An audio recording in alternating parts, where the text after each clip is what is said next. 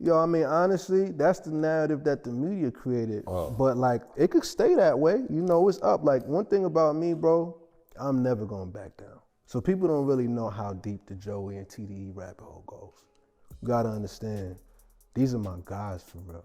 Like, I've been on tour with Q. I've been on tour with Ab. So when we start talking about competition and the love for the game, this is a sport to us.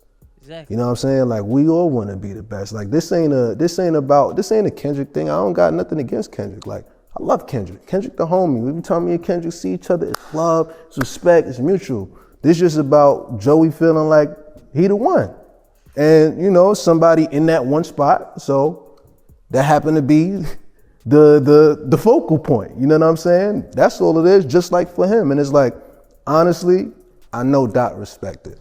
I know he respected. So you saying this is more some old school It's more some, absolutely. Some, but like some new school though, we doing it in a new way. No, what I'm saying is because the new school now is you diss me, I shoot you, and then I'll put you in a pack. And he does have a point that most rap nowadays is very, very, very, very, very, very violent, but taken to the fact that most rappers now transitioning from the streets right into rap.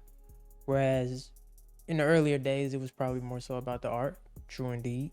But when you have people who in the streets trapping or whatever, and then they say, hey, we can get into the rap thing, we can just take the street money and put it into rap.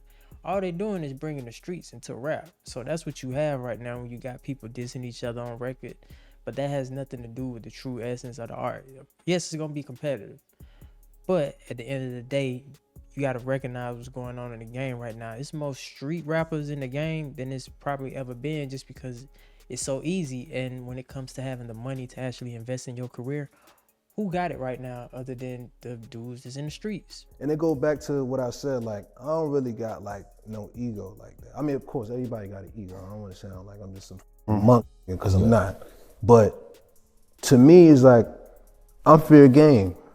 A lot of my life is on display. So like what I show is on display for people to judge, for people to whatever. So even with the recent sparring that I just undertook, bro, I don't feel no way about nothing that was said. And I feel like started taking off their gloves, but I kept my gloves on the whole time. You know what I'm saying? Just to display like, this is really what it is for me. Like, it's about the sport, it's about the competition, it's about the love for the game, bro. It's like, I'm a competitor. I tell you what, I take it all the way back, right? Like when I dropped Rulers back and I said too much West Coast dick licking, I watched the whole world. Like what I say and what you think I said is two different things. And I watched the whole world spin my shit out of context. I watched everybody feel away, oh, he's saying fuck the West Coast, this, that, the third. But I'm like, cool. Cause it's like, yo, for me, I ain't backing down. So like if you wanna make it about some shit like that, then cool, I bet. What y'all got? Bring it. I know what I meant and I know what my intention was. What did you mean? Bro, first of all, what you gotta understand is, it's a Hove line, right? I mean, Right. Of course, y'all niggas know. If Hove never said that line, I would never said it.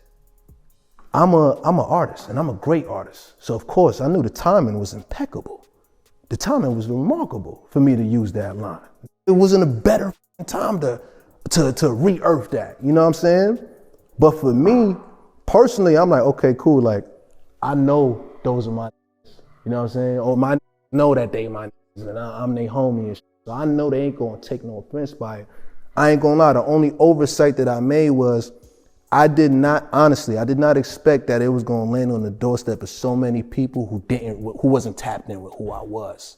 And I think that's where it got spun out of context. People like, who the fuck is this nigga? Like talk about boom, boom, like this nigga.